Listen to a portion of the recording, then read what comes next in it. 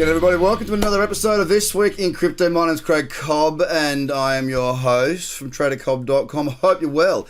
What a week we had, you beauty. Now, if you're not following me on anything else that I'm doing with the regards to the scans, my videos that I put out and whatnot, then you're an absolute mad dog. Get in the podcast too. The Trader Cobb Crypto Show is the name of that, because I've been talking about what's been happening. I do it 5 days a week there as well. I do a shit ton of content, excuse my French, and you can take advantage of it, picking up little bits here and there. But let's start with the big dog Bitcoin, because hallelujah, it did something. All that time, that little emoji or the little meme or meme or whatever they're called, the poke it, do something. Well, keep poking it, because it did do something. It rocketed to an 11% day, the first that we've seen in, God, I don't know how long, 11.25%. More importantly, check this out. Remember I've been talking about this cradle candle back here. A break of the high that I said would get us a 10, would get us a 10. Had a high probability of getting there, right? And it did. And we smashed straight through. But check it out. We broke the high. We pushed on through. We smashed it out. We've broken this high here at 10.456. We've broken this high here at 10.0630. And that, ladies and gentlemen, has us with blue skies ahead. There's nothing in the way now. Look at the monthly, because it's going to close tomorrow. Look at the monthly. 20%. Ha ha. Hopefully we can get a... You know, I'm pretty happy with 20% on the big dog Bitcoin, because it's really good. Back above 5 figures. Yes. Pick that up, news cycle. Let's pump it. So, what to now? I mean, look, we could just sit up here for a bit and just consolidate.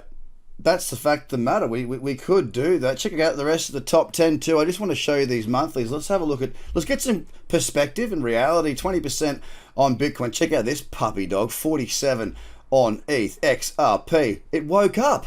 What do you know? 40% for the big dog there. On now to Bitcoin Cash, up 30%. Had a cracking trade on that this week. I'll show it to you in a minute.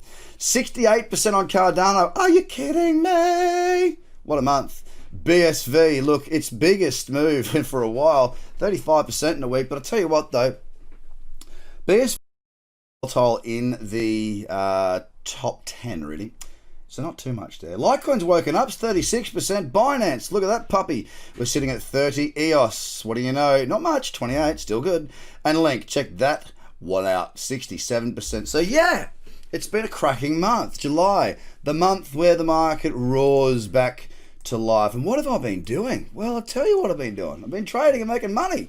Little cradle counter right there. I have got a great profit. You beauty, happy. So some big profits. I'm currently still long on EOS from a cradle back here. If you haven't got that strategy, once again, just go and get it. TraderCobb.com, that's where you're going to find it all. Now, CoinDesk. Let's talk about what's going on in the news cycle, because I haven't really had too much time to look into it, to be fair. I've been pretty flat out this week. China aims to be the world's dominant blockchain power with help from Google, Amazon, and Microsoft. China and Google. That's quite perplexing, I must say. The SEC wants to start scrutinising Binance chain transactions. I'm sure they do. Ether addresses in profit have soared 132% in a year. Well, that doesn't surprise me at all, because a lot of Ethereum addresses, you know, we had that really brief run to that, what, 1,200 or 1,400? But a lot, below this $300 mark. So I would imagine that, yeah, a lot of profits, a lot are in profit at the moment, as you can see here, in and out of the money. That's been creeping up, and of course that little red line there is going to get smaller and smaller the more this one moves up, the more the price moves higher. Now, as far as hang on, what's this one? While in the money addresses have more than doubled year on year, the total number of addresses showing a balance has also risen by 55%, up 15.5 million from 28. Okay, wow, that's pretty good. Fantastic news that. More people getting involved. Hey, that looks like one of my charts. Anyway, that's good. Ether futures top $1 billion. Not surprising. Of course, there's a lot of talk in the space about Ethereum, what's going on, and also Cardano at the moment as well. Let's look at some of the positives here and let's talk to those. I don't necessarily need to go into the stories themselves most of the time. Often it's just by getting a bit of a theory and seeing things that I like to see. Don't forget, what I like to see is positives in the space where we get credibility and we see some bigger players starting to move in. Now, of course, work with China, Bank of England, building payments network to support a potential digital pound. Of course, it's on its way for sure. SEC, that's not quite so good. Not there. Central banks, privacy providers of last resort. Okay. Cardano introduced. Yep, that's fine. So yeah, the top one's basically where all the action is. But again, you see me do these, right? It's really a snapshot of what is going on. What's the market seeing? What are they trying to tell us? What can we read between that? And that's why I do have a quick look each week through these news websites just to see what the consensus is around the space. Is it good? Is it bad? Are we there? In terms of direction, when I say direction, I mean sentiment moving back into crypto, Bitcoin, blockchain, and whatnot. Because it did go very, negative for a while there. Now we seem to be getting a little bit better. Oh, William Shatner, NFT. Okay, I'm not really concerned about that. Okay, Cash App Joe. Yep. Tells him to buy Bitcoin. Thanks, Joe. He's been saying a few good things there. He does have a 200 million. Wow. 5 years in Ethereum. Okay, let's keep going. I don't see any of this really as anything too positive. Cash. No, I really don't see too much here. I'll tell you what I will look at, though. This correlation between gold and Bitcoin. Now, let's go and assess that for ourselves here. We'll go to our non-crypto list here. Obviously, gold's had a pretty damn good run. Now, there have been opportunities the whole way along. I haven't bought any gold. I got Bitcoin. So I don't have any gold. I'll tell you what I should have been doing. I really should have been, where was it? Silver. I want the daily. That. I spoke of that. There's a cradle trade right there. There's one right there. There's been multiple entries on silver. But let's look at gold. Has gold and Bitcoin correlated? I would say no. Not majorly. And let me tell you why. There's a 10% move there on gold, which probably represents about $1 trillion or 800 billion, something around that sort of figure, roughly. If I then go and show you Bitcoin. So look at this. Okay. And let's look at Bitcoin. Sure, we've moved very, very well.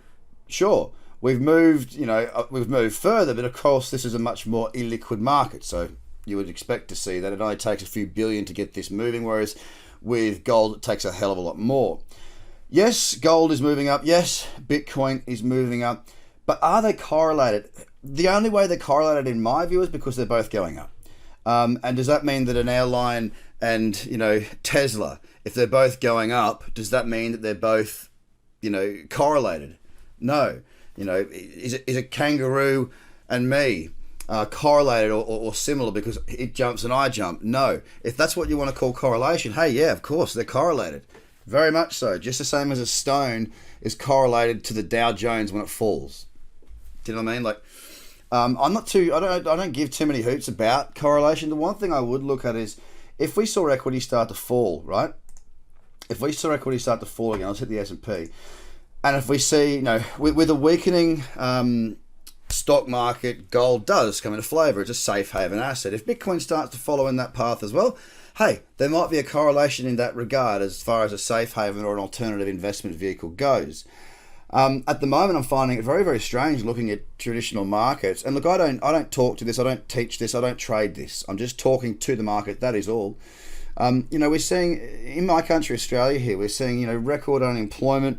We're seeing all sorts of this and that. The coronavirus has spiked up in Victoria. Sorry about that, guys. I hope you stay safe and well. And it's starting to get a bit wild. With all this bad, here's our market. It's still relatively buoyant. Now, it was a hell of a lot worse.